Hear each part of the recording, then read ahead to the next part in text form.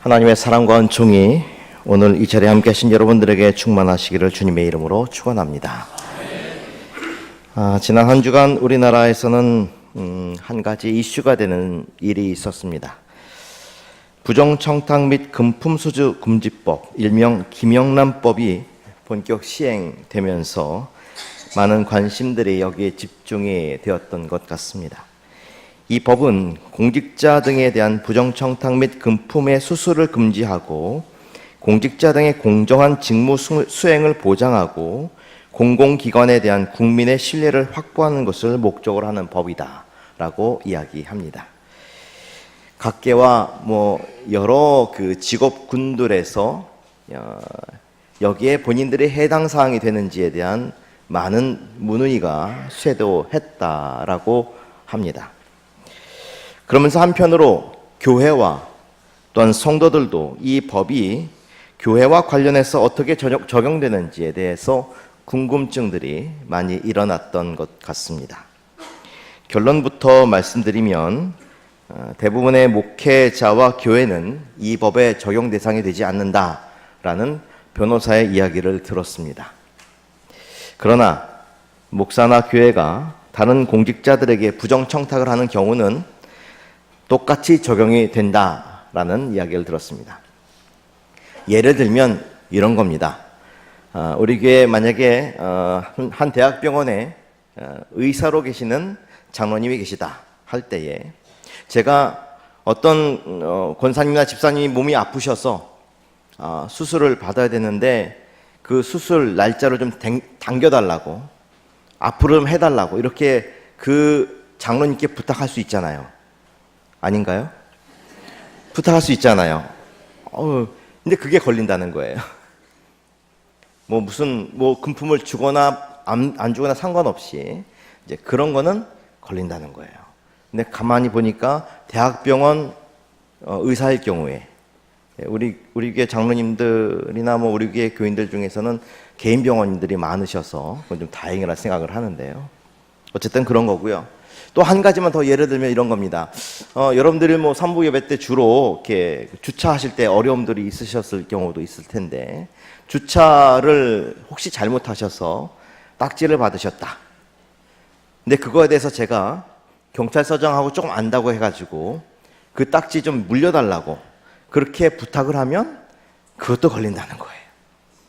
왜 그러냐면 저 때문에 그런 게 아니라 그 경찰서장이 공직자이기 때문에 그런 거죠. 이런 겁니다. 여러 가지 그런 얘기도 있었는데 그러나 이 법에 있어서 제가 좀 걱정이 되고 특히 관심을 가졌던 부분이라고 한다면 선의적인 나눔과 베푸는 일들까지 위축되는 것은 아닌가라는 그런 부분에서 걱정이 된 거예요. 선교적인 나눔, 즉 재능 기부를 포함한 그런 기부 문화가 이 사회 전체적으로 좀 위축되는 것이 아닌가라는 그런 부분에 있어서 좀 걱정이 되더라고요. 우리 교회도 아동복지센터 그리고 외국인 노동자 센터를 운영하시거나 주요 직책에 계신 분들도 계시고요. 외국의 총장으로 계신 분들도 계시고요.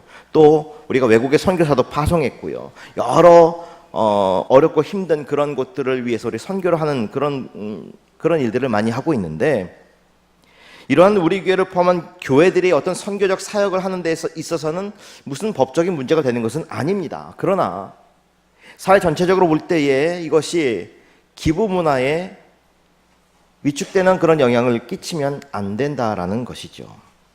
여러분, 우리 기독교인들이 사회적 분위기가 어떻게 달라진다 하더라도 더욱 이 선교적 사명에 최선을 다하시는 여러분들이 되시기를 바랍니다. 선교는 예수 그리스도의 명령이고 세상을 향한 사랑이고 거룩한 복음을 전하는 일입니다. 그리고 또 한 가지, 이 김영란법이 목회자들이나 혹은 이 교회의 적용 대상이 아니라 할지라도 우리 기독교인들과 교회들이 일반 사회의 도덕적 기준보다 더 엄격하게 자기 자신에 있어서는 기준을 적용해야 되지 않을까. 그래서 사회의 도덕과 윤리들을 이끌어가는 그런 사랑의 본을 우리 기독교인들이 먼저 보여야 한다고 저는 생각합니다. 그렇게 나누고 베푸시는 여러분들이 되시기를 간절히 축원합니다. 오늘 우리는 이와 같이 나누고 베푸는 제자 한 사람을 만나봅니다. 그 사람의 이름은 다데오라고 하는 제자입니다. 타이틀을 그래서 나눔이라고 이렇게 정했습니다. 나눔이 다데오다. 자, 이 다데오라는 이름은요, 몇몇 다른 제자들과 마찬가지로 본명이 아니에요. 실제 이름이 아닙니다. 이 사람의 실제 이름은 유대 사람들에게서 가장 흔한 이름 중에 하나였던 유다라는 이름입니다. 원래는 유다 다데오 이렇게 부르기도 하죠. 예수님의 제자 중에서 동명이인이 또 있었죠. 야고보라는 제자도 있었지만 이 유다라는 이름이 또 한 사람이 더 있죠. 누구겠습니까? 자, 이런 멘트를 딱 날리면 다 저쪽을 쳐다보더라고요. 자, 1부 때도 그렇고 2부 때도 그렇고 누가 있을까요? 그러니까 다 이쪽을 쳐다보세요. 누굽니까? 그렇죠. 가룟 유다입니다. 가룟 유다. 자, 가룟 유다는요, 사실 저도 이렇게 그 타이틀을 굉장히 고민하면서 잡은 것이 비극의 가룟 유다다 이렇게 잡았는데 결코 그렇게 좋은 그런 이미지가 남지는 않습니다. 그래서 그랬는지 오늘 본문 22절의 말씀에 보니까 다데오 유다를 구분해서 짓습니다. 본문 22절에 보니까요, 가룟인 아닌 유다가 이르되 이렇게 나오죠. 근데 유다는 유다인데 가룟 유다가 아닌 다른 유다다. 아주 꼭 집어가지고 가룟 그 유다가 아니라 다른 유다가 말했다 이렇게 말씀하고 있어요. 이 구분을 했다라는 것이죠. 근데 당시 많은 사람들이 이 사람을 유다라고 부르지 않고 다데오라고 부른 이유가 있습니다. 예수님을 포함한 다른 제자들과 그를 아는 주변 사람들이 다 이 사람을 다데오라고 불렀어요. 이 다데오라고 하는 이름의 뜻은 마음이 크고 넓고 사랑스럽다 이런 뜻입니다. 자, 이 사람의 닉네임이에요. 그럼 그 사람의 행한 일, 그 사람이 어떠한 사람이라는 것을 우리가 짐작할 수 있는 것이죠. 그는 마음이 넓어서 사랑이 많아서 주변 사람들에게 베풀고 나누었던 사람이라는 것이죠. 그래서 주변의 사람들은 그를 부를 때마다 칭찬하는 마음으로 그를 다데오라고 불렀던 것입니다. 첫 번째는 바로 다데오는 베풀고 나누는 제자였다라는 것입니다. 다른 기록들에 보니까 이 다데오라는 이름을 누가 지어주었냐면 예수님의 제자들이 별명으로 지어줬다는 거예요. 함께 3년 동안 동고동락했던 이 제자들, 가장 가까이 있었던 이 사람들이 그를 다데오라, 베풀고 나누고 사랑이 많은 사람이라고 불렀다는 것은 분명한 이유가 있을 거라는 겁니다. 또한 다른 신학자의 글에 보니까 이 다데오를 조용한 사랑의 사도다 이렇게 부르고 있어요. 사랑을 베풀고 나누는 제자, 예수님이 제자들을 향해서 인자하게 사랑을 베푸셨다면 그 인자한 사랑을 잘 따라서 하고 그 뜻을 잘 펼쳤던 제자가 바로 이 다데오였다라는 것입니다. 그러나 여러분, 우리가 베풀고 나누는 일에 있어서 반드시 알아야 할 점이 있다면 그것은 이 나눔과 베품이 하나님의 거룩한 일을 위해서 나누어져야 하고 베풀어져야 한다는 것이죠. 자신의 의의를 드러내거나 단순히 일시적인 해결을 위해서 나누어져거나 베풀어서는 그것이 진정한 사랑이라고 할 수 없다라는 것입니다. 노먼 루이스의 책 하나님은 무엇을 원하시는가라는 그 책의 한 글을 보면 이런 이야기가 나옵니다. 세계에서 극빈한 나라 중에 하나인 IT라는 곳에서 수년간 사역했던 스탠퍼드 켈리라는 목사님이 계셨는데 그 나라의 어느 교회에서 추수감사절 예배를 드릴 때였습니다. 각 교인들이 축하하는 마음으로 또 기쁘게 사랑의 헌금을 드렸습니다. 그런데 한 10대 소년이 헌금 봉투를 드렸는데 그 봉투 안에는 꽤 많은 헌금이 들어 있었던 거예요. 소년을 아는 주변 사람들에게 물어보니까 이 소년의 한 달 임금의 3배에 가까운 그러한 헌금을 드렸다라는 이야기를 들었습니다. 그래서 이 켈리 목사님이 궁금해서 추수감사절 만찬, 축하하는 그 만찬의 자리에서 이 켈리를 만나려고 했는데 그 만찬의 자리에서 켈리 목사님이 이 소년을 찾을 수가 없었습니다. 그래서 이야기를 들어보니까 이 소년이 그 만찬의 자리에 입고 올 옷이 없어서 참석하지 못했다라는 거예요. 이 소년은 자기 자신보다 그리스도를 더욱 사랑한 사람이었다라는 것이죠. 켈리 목사님은 이 감동적인 소년의 이야기를 다른 여러 교회에 전하기 시작합니다. 그러면서 어느 날 한 교회에서도 이 소년의 이야기를 했는데 집회가 끝나자마자 어떤 부유한 차림의 여인이 켈리 목사님을 찾아와서 지갑에서 돈을 꺼내주면서 이렇게 이야기합니다. 그 소년에게 옷을 사다 주십시오. 켈리 목사님은 그 여인을 바라보며 실망합니다. 그리고 그 여인을 똑바로 쳐다보면서 말합니다. 제가 그 소년의 이야기를 한 것은 이런 옷값을 받기 위해서 한 것이 아닙니다. 소년의 헌금이 하나님께 귀했던 것처럼 당신도, 바로 여러분들도 이 소년처럼 하나님의 거룩한 일들에 동참하시라고 이야기를 했던 것입니다. 여러분, 하나님은 우리들도 이처럼 하나님의 자녀로서 그리스도의 사랑을 나누며 베풀며 살아가기를 원하시고 계십니다. 가난한 소년이 있었다면 여기 엄청난 부자가 한 사람이 있습니다. 존 록펠러. 그의 인생은 거침이 없었습니다. 30살 되던 해에 100만 달러를 모았고 43살에 미국 최대의 정유회사를 세웠죠. 50대 초반이 되었는데 세계에서 가장 많은 돈을 가진 부유한 그런 대부호가 되었습니다. 그러나 바로 그때 그는 알로페시아라는 병에 걸립니다. 시한부 선고를 받게 되지요.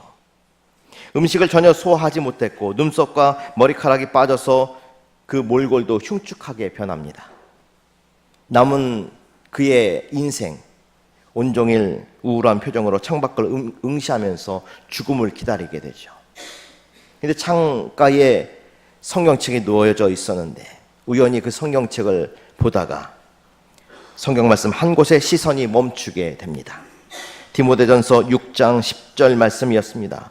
돈을 사랑함이 일만하게 뿌리가 되나니 이것을 탐내는 자들은 미혹을 받아 믿음에서 떠나 많은 근심으로 자기를 찔렀도다. 이 말씀을 읽자마자 이 록펠러는 그 마음에 찔림을 받게 됩니다. 그리고 자신이 가지고 있는 재산들을 많은 사람들에게 나누고 베푸는 일에 최선을 다하게 됩니다. 그는 놀랍게도 건강이 회복되게 되었고 그는 98세까지 살아가게 됩니다. 50살까지 돈만 사랑하며 살아갔던 그 록펠러가 나머지 50년의 인생은 베풀고 나누는 삶을 살아갈 수 있었습니다. 록펠러는 이웃을 위해 사랑을 베풀며 살았기 때문에 하나님으로부터 건강과 행복을 선물로 받았던 것입니다.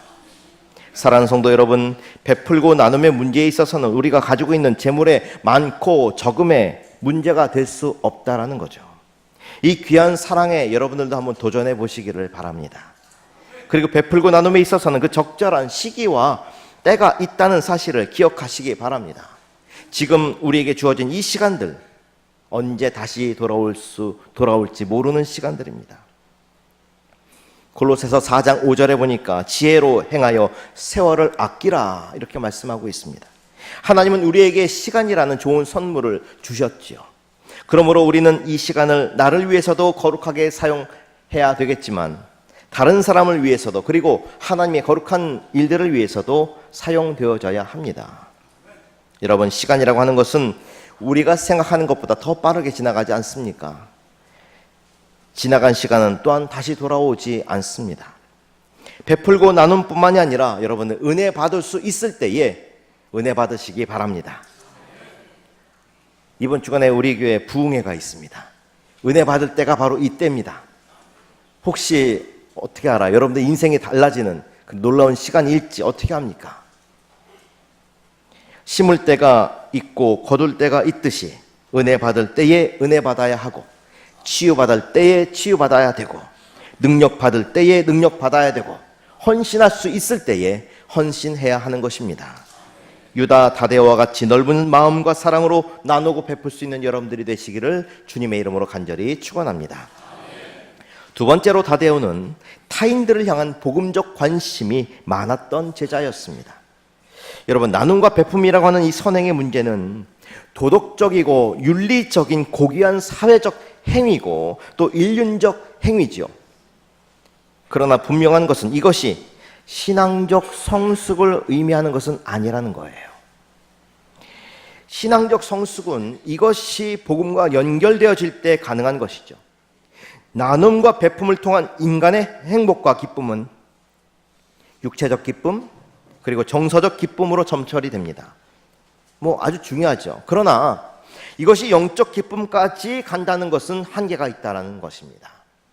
그들의 영혼을 사랑하고 그들의 내세의 안녕과 영적 기쁨까지 이루어줄 수 없는 한계에 부닥치는 것이죠. 결국 그들이 육체와 정신과 영혼이 온전히 구원받는 것은 무엇을 의미합니까? 믿지 않는 자들을 향한 예수 그리스도의 그 사랑과 복음이 그들의 삶을 거룩하게 변화시키는 것입니다. 이것이 바로 성숙한 신앙적 성숙함이라고 할 수 있는 것이죠. 여러분들은 복음을 받은 자로서의 그 기쁨을 누림으로 그 기쁨에 머물러 계시겠습니까? 아니면 이 복음의 기쁨을 타인들을 향해 증거하고 또 나누고 또 선교적 나눔으로 함께 그 신앙적 성숙까지 이르는 여러분들이 되시겠습니까? 우리는 복음의 진리를 알고 있습니다. 그러나 그 복음이 전파되어져야 하고 증거되어져야 한다는 것이죠.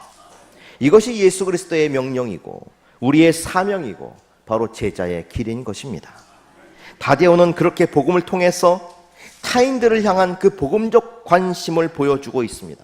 그 마음이 오늘 본문의 말씀을 통해서 드러나고 있습니다. 이 다데오가 사실 이 성경 말씀 중에서 딱 한마디가 이 성경 말씀이 나오는 거예요.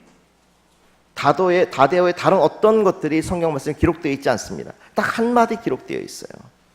그 한마디 말씀에서 유다는 예수님께 항의에 가까운 질문을 하나 던지고 있습니다.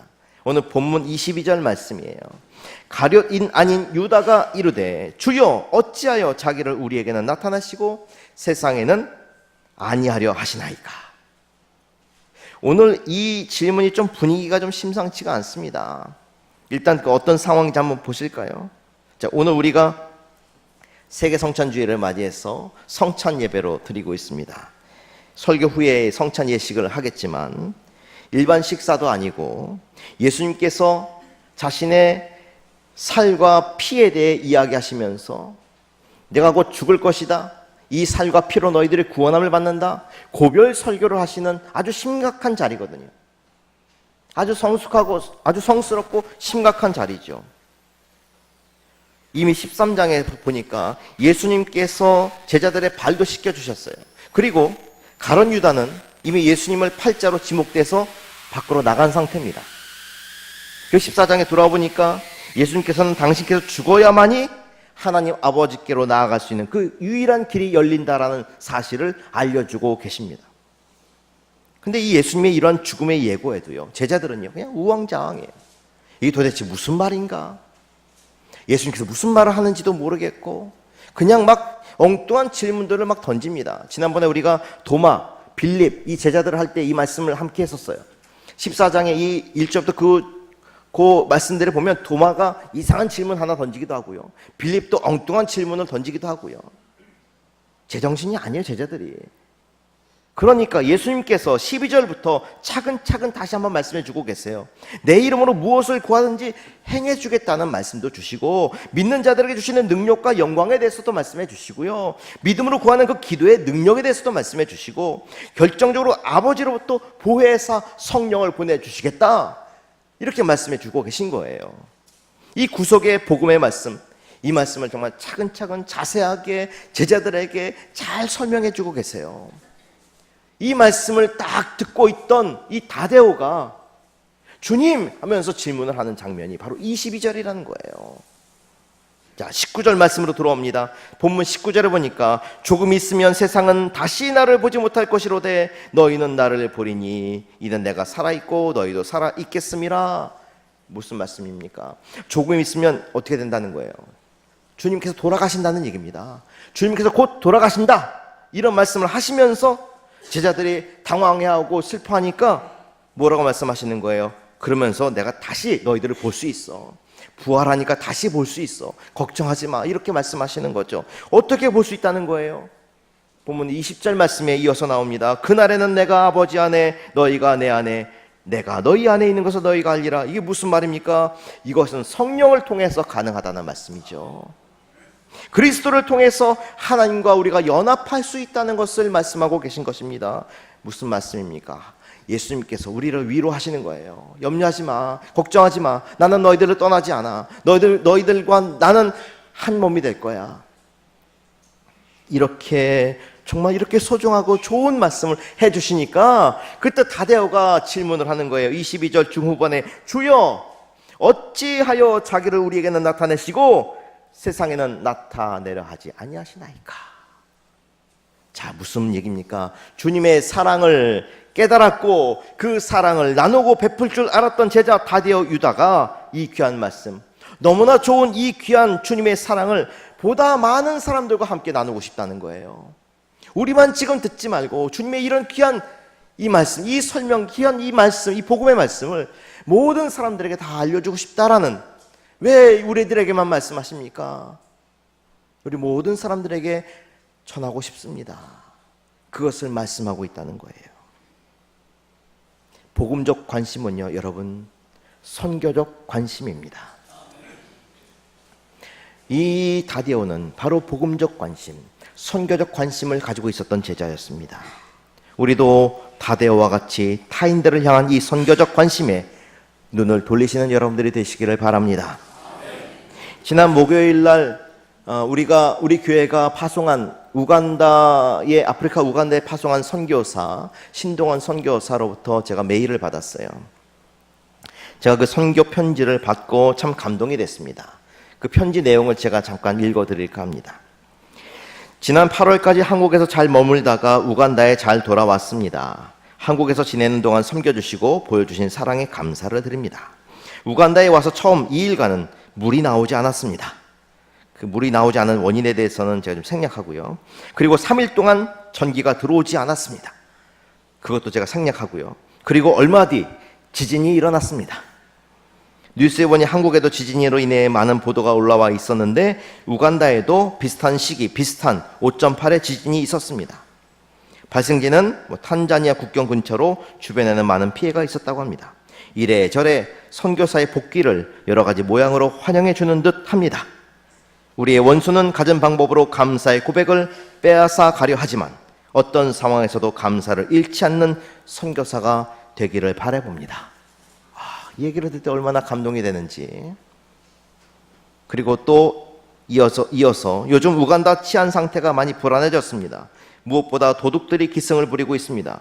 무엇보다 생계형 도둑들이 많다고 하니 가슴이 살짝 아프기도 합니다.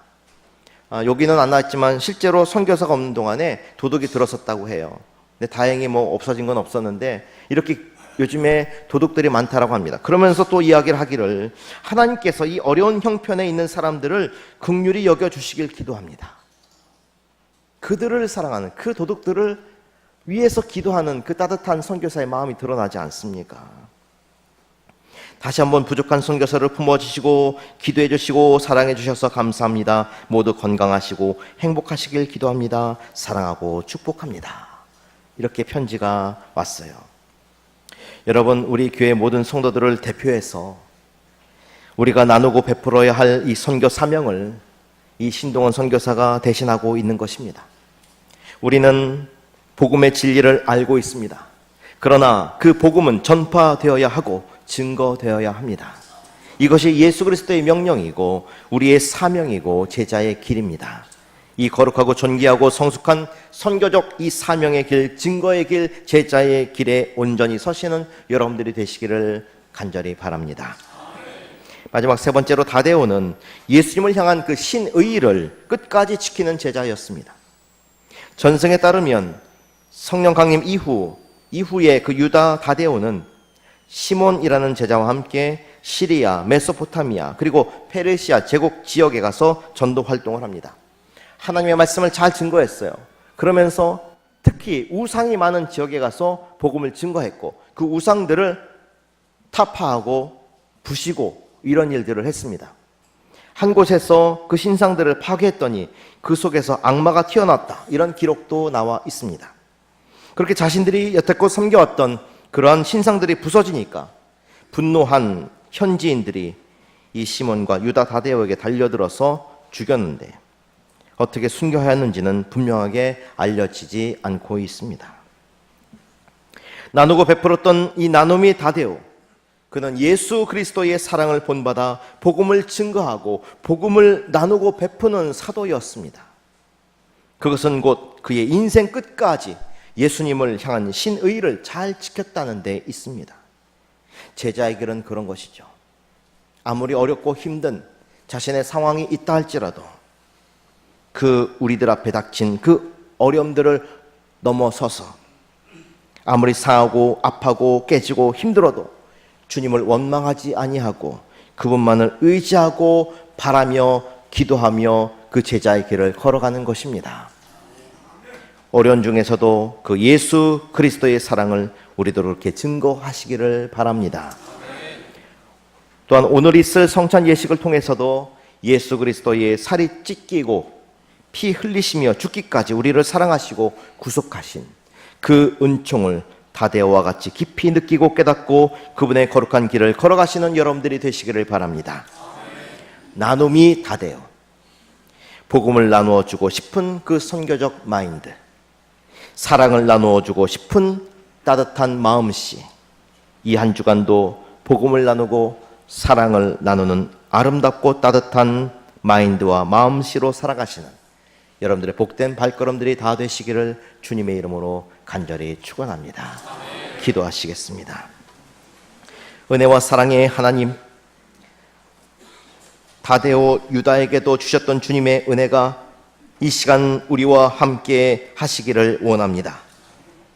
차라리 나지 않았으면 좋을 뻔하였다고 불려지는 제자가 아니라 주변 사람들로부터 칭찬과 배려를 받을 수 있는 제자, 주님으로부터 사랑받고 그 주님의 사랑을, 그 복음을 이 세상에서 나누고 베풀 수 있는 제자가 되기를 원합니다. 그 아름다운 선교적 마인드, 그 아름다운 따뜻한 마음씨를 가지고 세상 사람들 향해 나아가는 우리 모두가 되게 하여 주시옵소서. 예수 그리스도의 이름으로 간절히 기도하옵나이다. 아멘.